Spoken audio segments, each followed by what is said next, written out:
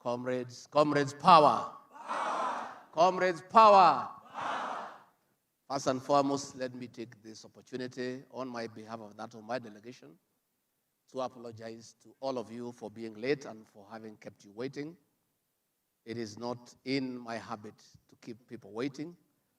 I am very conscious about time, and I keep time in all my public engagements. But we had a function in Maragua, opening a meal for our coffee farmers, and the coffee farmers engaged me for too long. And being our elderly parents, we don't ignore them. I sat to listen to them, and that is why we were late. And I really want to thank you for the patience and to say that next time when you invite us, we'll come on time. Again, let me take this opportunity to the Vice Chancellor and members of the teaching staff and all the comrades for inviting me here for a public lecture on youth leadership and development to engage with you on matters leadership. Let me say from the beginning, President William Ruto and I are strong believers in the youth of this country.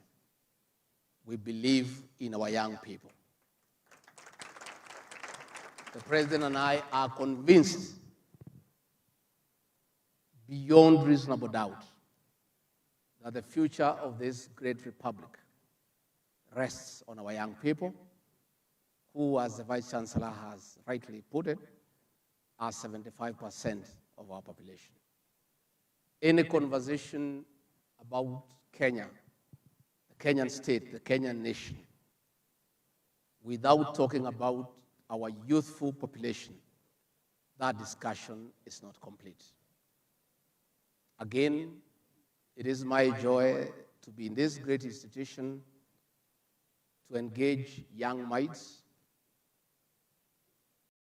because I was at the university many years ago, as you have heard, and young people bubble with the knowledge. And in our course of duty every day, sometimes we get a bit rusty because we don't get time to read, we don't get time to get involved in academic discussions. So when you get an opportunity to engage with young people, you actually feel a bit youthful. So I'm here to feel a bit youthful by engaging with you. And when I was studying biology, if I remember correctly, there were two processes. One was called diffusion, another one was called osmosis. And I want you today, through diffusion and osmosis, to transfer some youthfulness to me so that I feel a bit better we move together. Why do we talk about youth leadership?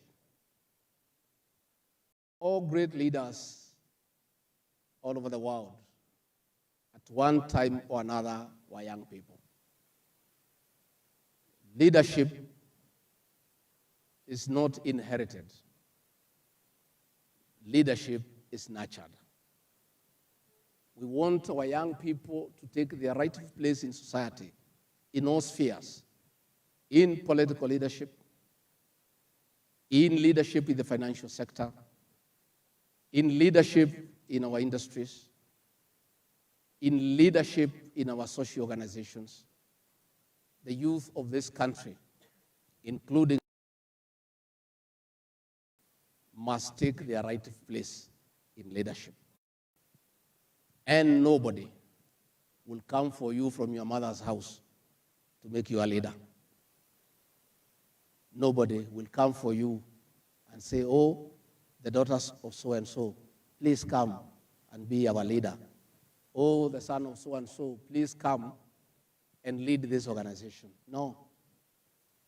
It is yourself will go out there and find your place in an organization of your choice and fight through and work hard and lead that organization.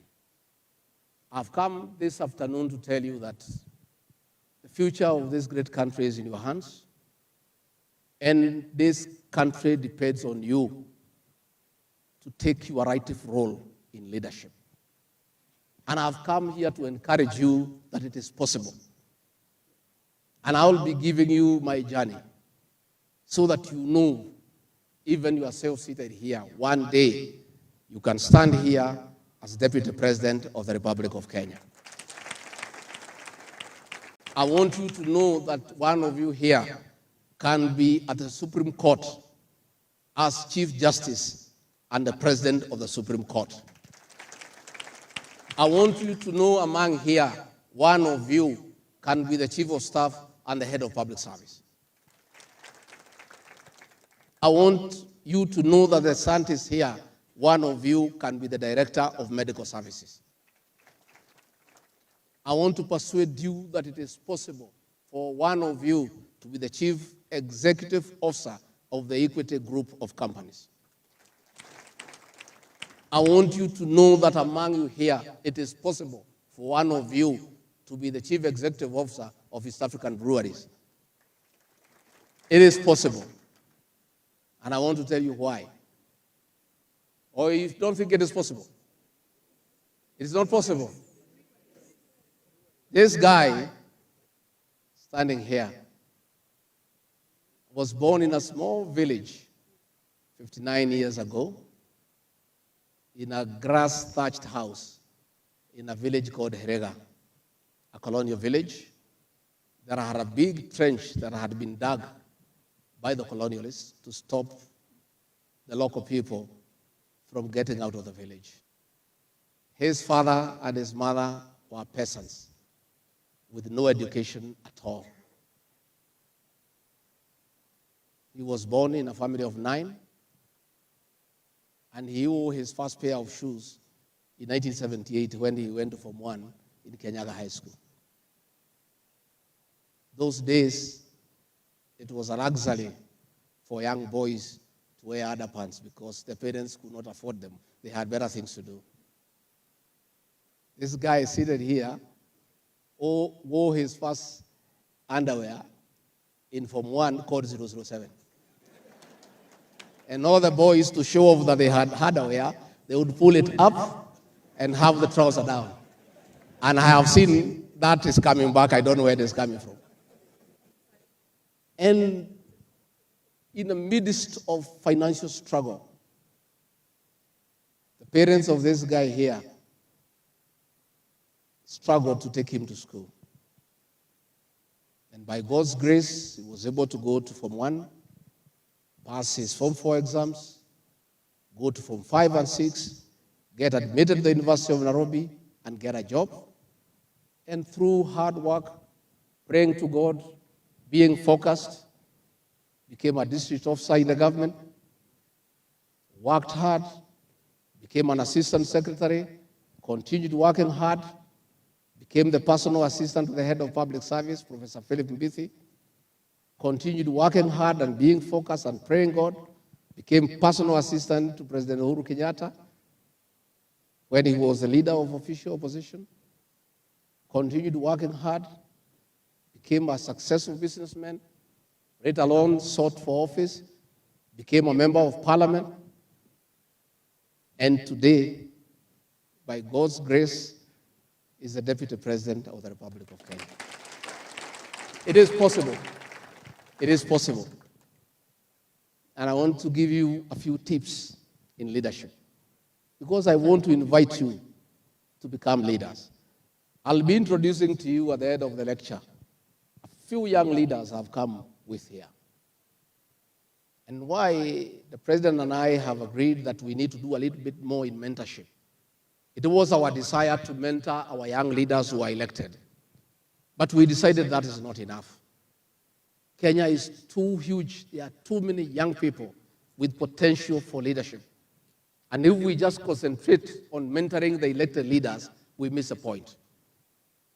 I have today begun here in Murang'a University a long journey across our institutions of higher learning in the entire country to try to attempt to mentor our young people to become the leaders of this country. First and foremost, in whatever sphere that you aspire to lead, there are a few things that are a must. One, you must be God-fearing, because those that you lead want a figure who carries with him or her the attributes of mercy, the attributes of understanding, the attributes of empathy, the attributes of being forgiving. And that comes with those who fear God. Number two, the Bible tells us that you must respect your parents, your father and mother, so that the Lord can bless you. There is no way you'll be a leader of any shade in this country, in whatever sphere, when you don't respect your parents. People look at you the way you treat your parents. Anytime, even here when you have your elections for student leadership, I've seen the president here. You study that person. If that leader has no respect for his parents, that leader who aspires to lead will not get the favor of the people. And by parents, it does not just mean your biological parents. You must respect people who are the age of your parents. You must show respect to your elders. You must show respect to your seniors. You must show respect to your professors and your lecturers. You must show respect to members of the subordinate staff, because it all boils down to respecting your parents.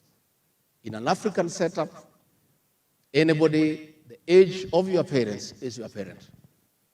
And that is very, very important attribute in leadership. Again, as you aspire to lead, the issues of being consistent are critical. What you say on Monday, you must repeat on Tuesday and Wednesday and Thursday. You cannot say one thing on Monday and say a different thing on Tuesday. Your word must have value. And we must not be reckless with words. I know in our lives, all of us have been through that stage. Most of you are in that stage. You jokingly, when you are trying to tune a girl, tell her that you marry her. Please don't, unless you intend to. It's a very serious commitment. You are trying to talk to a girl, to entice her, to be your girlfriend, to be your long life partner. You have just met her for 2 days, and then you are telling her you are going to marry her. And you have hardly known her. And you actually don't mean it. It is unacceptable. The day you want a position of leadership, and you promise other things, that girl you promise you'll marry and you had no intention, will say that guy is a liar.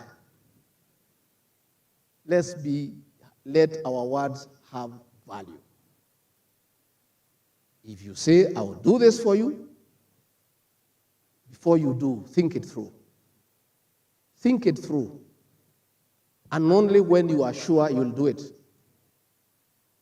when you are sure you will deliver on that promise, then go ahead and pronounce yourself. Matters integrity. The preparation for leadership is based on integrity.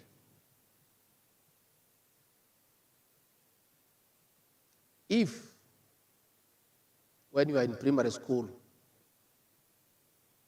you used to take the pencil of your desk mate when he or she is not there and it disappears, let alone in life you want to lead, that matter will come to haunt you. You must carry yourself with integrity and dignity. And you must be above board in all your actions. You must agree to reap only where you have sown. You cannot have the habit of taking what does not belong to you and then expect people to allow you to lead them. People will fear you.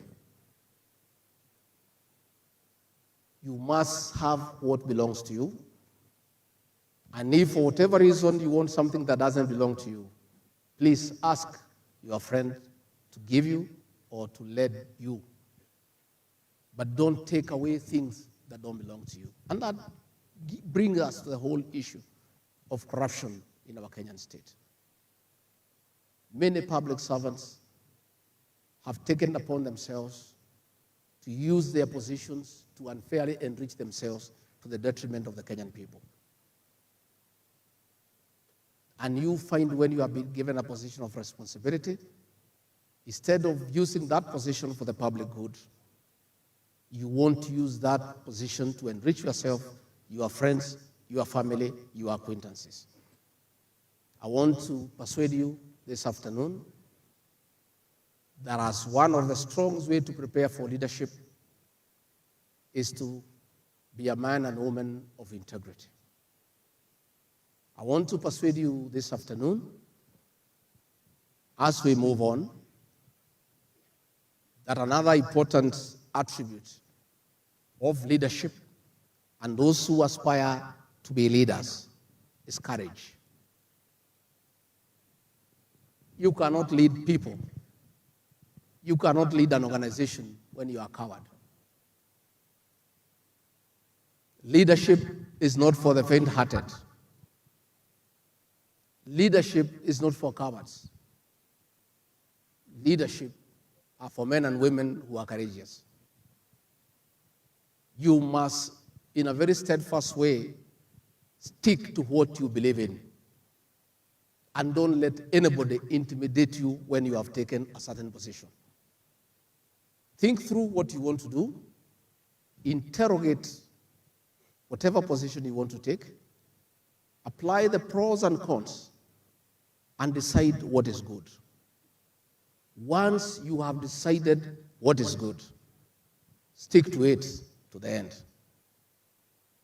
President William Ruto and I have taken a position on consumption of illicit brews and abuse of drugs. That position is unpopular with 3% of Kenyans. And they shout very loudly. And they have a lot of money and a lot of resources.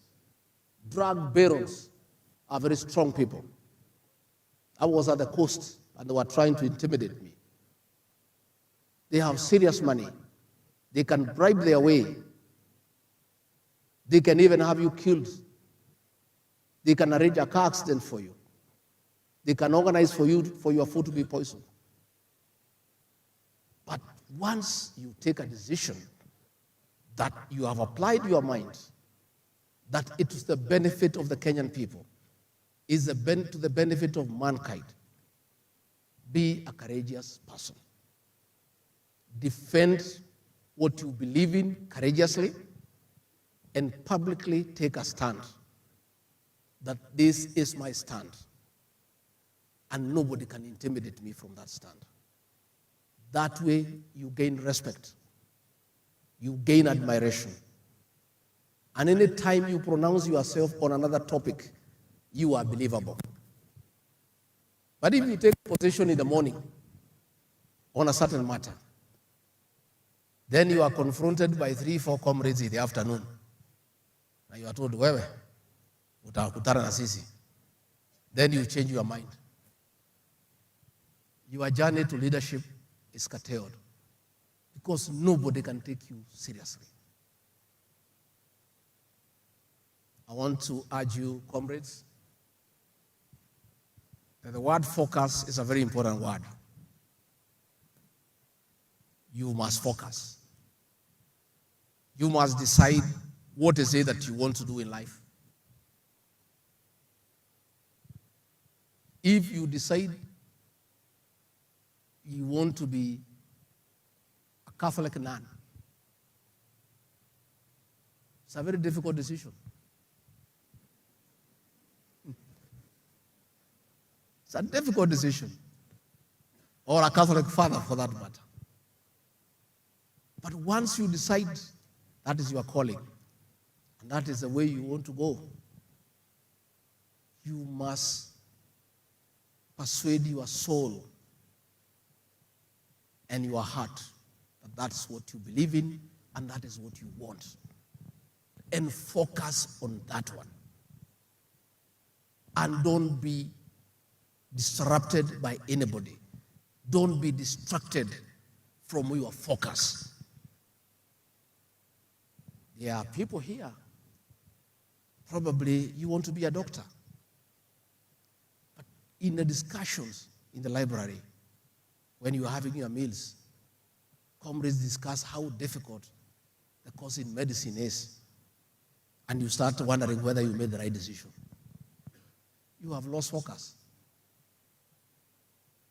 And also asking too many people to give you an opinion on the decision that you have made. You are lost. The minute you make a decision and you focus on what you want to do and where you want to go, once that decision has been made, please don't seek opinion of anybody on that matter. The minute you seek opinions of others, you'll never get anywhere, and you know it. If you decide you want to buy a matatu, and you have the money, you are going to the shop, on the way you ask people, should I buy a matatu? Oh, no, please don't. A lorry is better. Another, no, you put a saloon. No, saloon, no, there are too many manenos there. Forget about saloon. Why don't we go to the casino and play with this money? You are lost. You are lost. And people have all sorts of ideas. And those who do nothing have the best ideas. There is nothing they can decide themselves. Their work is to criticize the ideas of others. True or false? Don't listen to idlers and don't seek their opinion. But take your time. Don't make a decision in a hurry. Take your time. Once you decide what you want, go for it. And don't be distracted. I have a lot of admiration for President William Ruto. When he decided he wanted to be president of Kenya, and many obstacles were put on his path, the guy was focused. People are shouting at him, no, you can't, this is impossible. You don't have the system. You don't have the deep state. How can you make it? The guy said, I'm a man on a mission.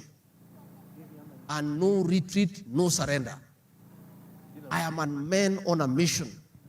I have decided that I feel I'm qualified to lead the Republic of Kenya as president. That is my focus. And he's stuck there. Many people persuaded him otherwise. People came and told him the journey you have started is impossible. Please drop it. You can't make it. He said, I'm a man on a mission.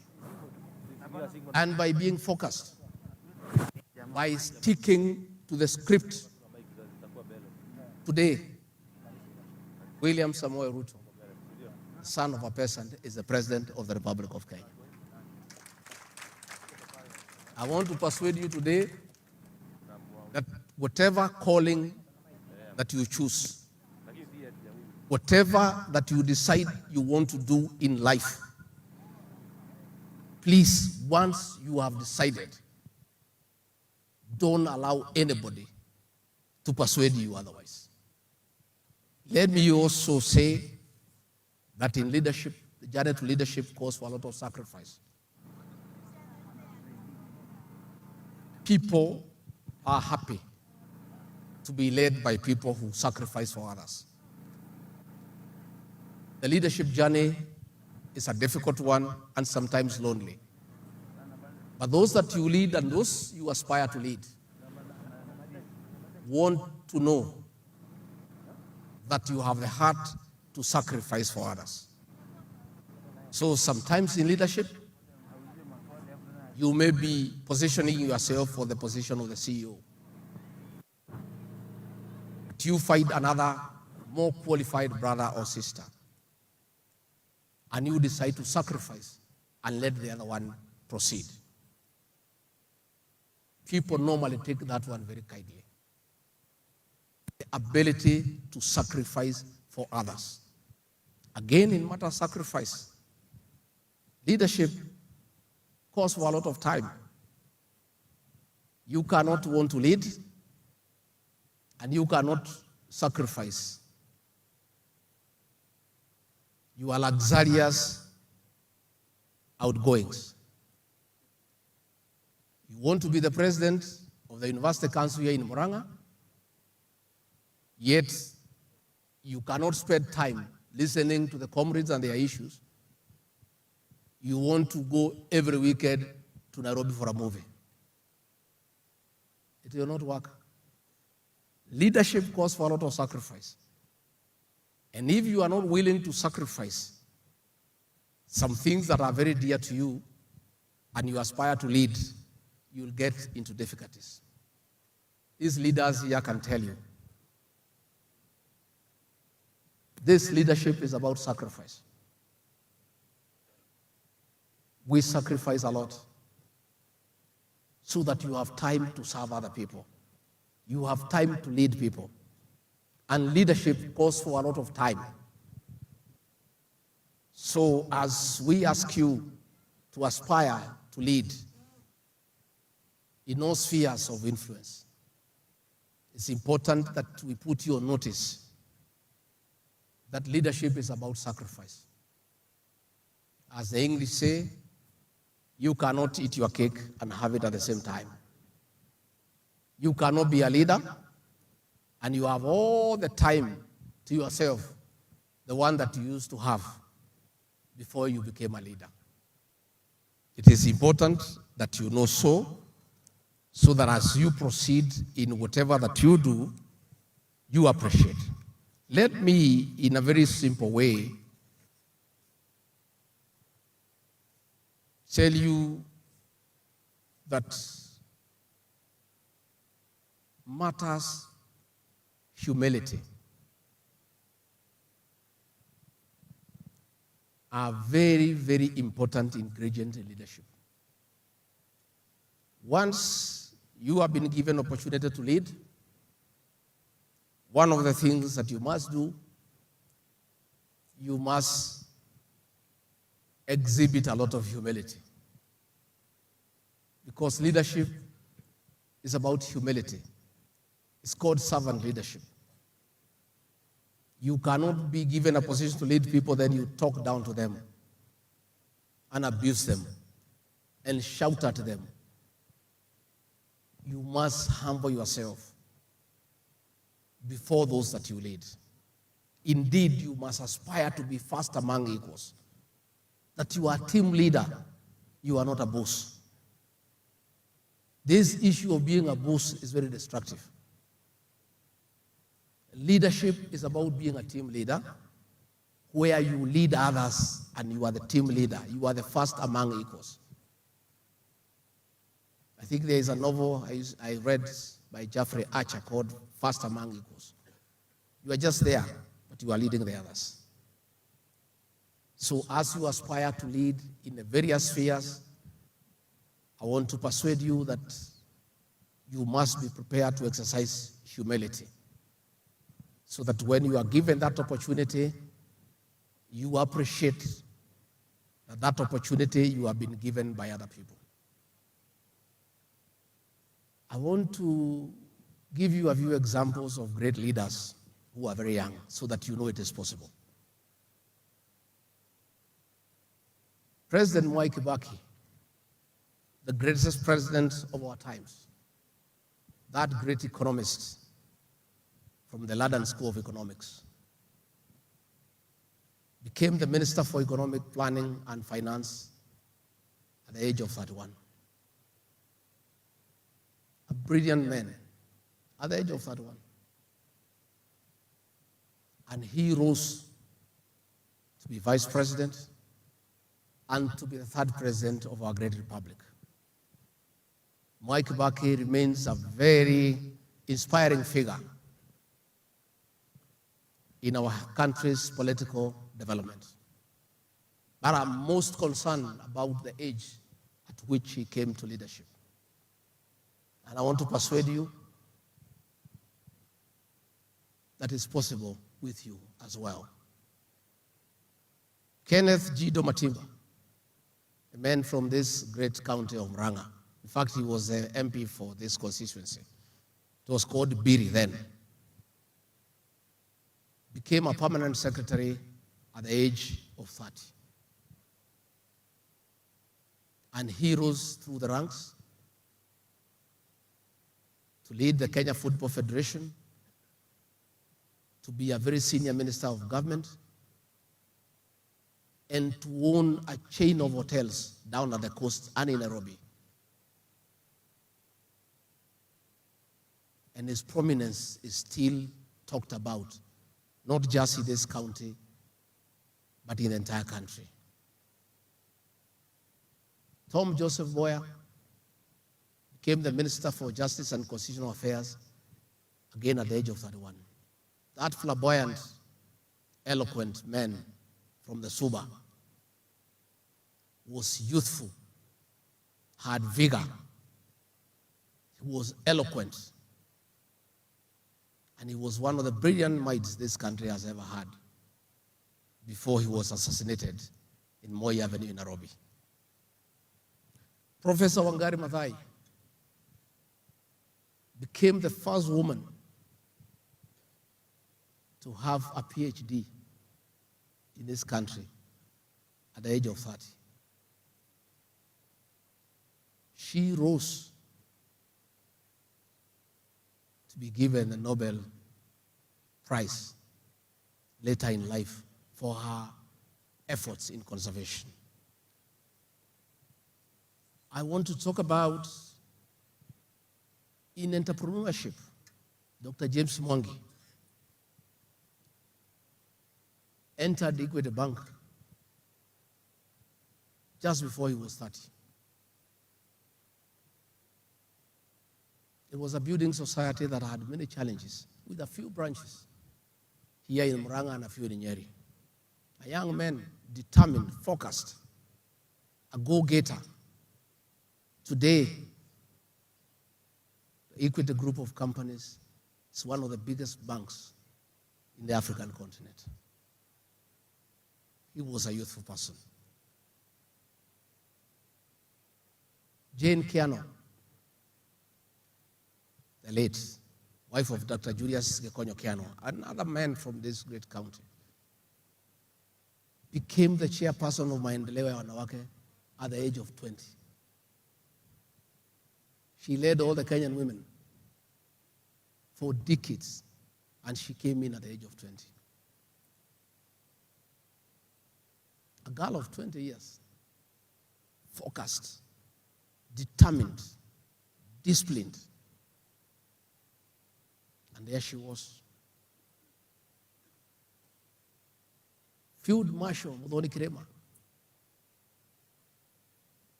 the personal assistant to Field Marshal Dedan Kimathi Waciuri, at the age of 18, was a general in the war. She led other gallant freedom fighters in the Aberdare forest for the freedom struggle of this country. At the age of 18 years, we buried her the other day. Again, a youthful girl.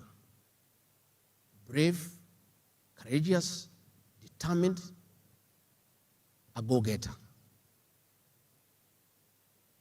We have Professor Michere Githae Mugo,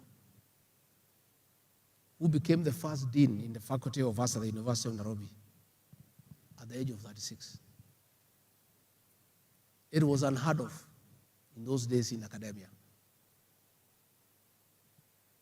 Again, being focused. I want to tell you, good people, please, this is your country. You have the brains, and age is on your side. I wish I could come back to your age. Oh, the things I would do, I don't even want to imagine. Age is on your side. You are youthful, you are energetic, you are vibrant, you are intelligent. And we are here telling you, take your rightful place and lead this country. And why not? Whom do you want to lead this country? It is you. But before you do that, you must be alive. For you to lead us, you must be alive. So if you drink this illicit brews, you'll be dead. Or you lose your eyesight. Before you can lead, you must be healthy. You must take care of your body and the mind.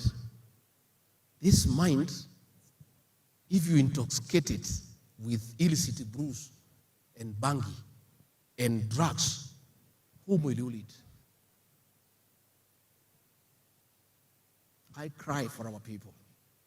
I cry for our young men when I see them sleeping in ditches after taking lethal illicit brews. I cry for our university students when I see them taking drugs. There's no future for you. Your parents have brought you here hoping that you'll be somebody someday to take care of yourself and your family and to take care of them in old age and thereafter take care of the society. If you are dead, you cannot take care of them. If you ruin your body through illicit brews and drugs, you cannot take care of your aging parents. You cannot take care of yourself. So I want to persuade you today, there's time for everything. There's time for everything. First, do your degree and graduate and get a job. If you must drink, have a decent beer to drink.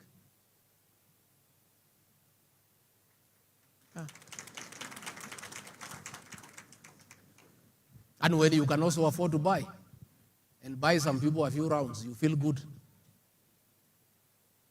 But this illicit nonsense that is being sold around here, this bangi will ruin you, my dear sisters and brothers. I want to plead with you with a lot of humility as your parent, as your father. Please, keep off drugs. It is the path to hell. It is indeed the path to nowhere.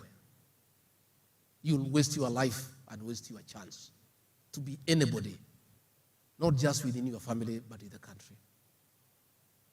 So I want us to agree from today. Those of you who may be partaking, change your mind. And you can do so. I used to drink a lot myself. Oh, a lot. Beers. A crate and a half. There is a bar called Citrus next to Jamhuri High School. It would be very nice there. There was a one-man guitar there, and I have had some little money. So I would stay there until morning. We drink and drink and drink and get wasted. And many of my drinking buddies, most of them are dead. Others are zombies. Others are ruined. They look for me to give them something to eat today. But since I made the decision to quit drinking, my path has been rosy. And you can see where I stand today.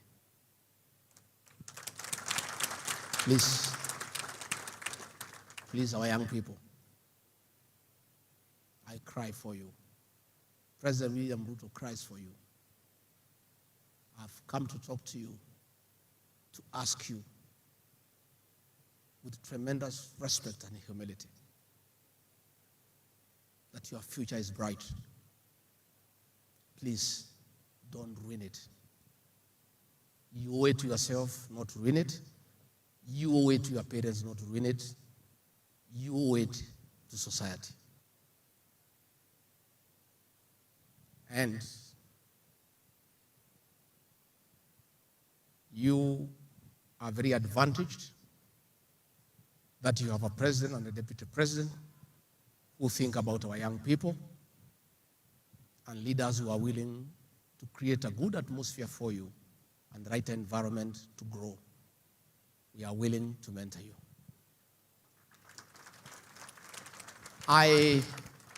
In conclusion, because I'd like to take a few questions, isn't it? In conclusion, you people are very creative. I am a beneficiary of your creativity myself. When I was elected as deputy president, many people found my name very difficult. Rigathi Gachagua. Many people had difficulty in that name. And some young girl somewhere decided she likes me. She likes the way I talk. She is happy I'm a truthful man. I say it as it is. And decided to come up with a name to make life easier for me and my fans. And she came up with Rigiji. That girl is here. She's called Ivy Chelimo. Come here, they say. I introduce this girl. This is a girl full of creativity. This is a girl. Yeah? And Ivan is a lawyer by profession. Right now she works in my office in the communication department. And she helps me around feeling and looking youthful. And she's doing a good job, isn't she? She is full of creativity. You want her number, you guys? You want her number? I had again 0722 778494. Okay, Ivan, thank you. Clap for her. Finally, so that I can take a few questions. If you want to be a leader, you must be brutally honest. Brutally honest. You must say it as it is, and you'll be respected. When we were sworn in on 13th of September, I was given a chance to say something. I said it, didn't I? Didn't I? I say the kind of economy we have inherited. I say the country is broke. There is nothing. Even the stores are empty. Even the rats have run away. There is nothing to eat. And people say this Rigathi Gachagua is a very mischievous person. How can he talk that way in front of visitors? But later, 5-6 months down the line, I was vindicated what I had said. Had I not told the people of Kenya the truth on that day, President William Ruto and I would have been blamed of being unable to turn around the economy. But I said it as it was. It has taken the president 1.5 years of sheer hard work, being focused, working day and night to turn around the economy. As we speak today, the shilling is gaining against the dollar from 162 to 134. We found the price of unga at 240 shillings. It has come down to 125, 130. Last week, petrol and diesel came down by 7 shillings. And the economy is showing signs of recovery.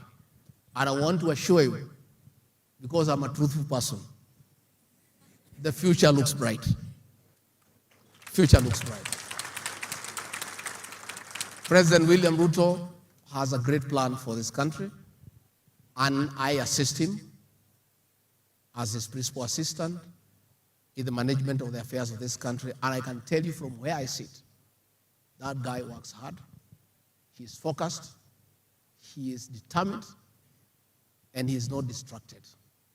And it is for that reason this Kenya is going places. And I want you to walk with us that journey. Asanteni sana. Thank you very much.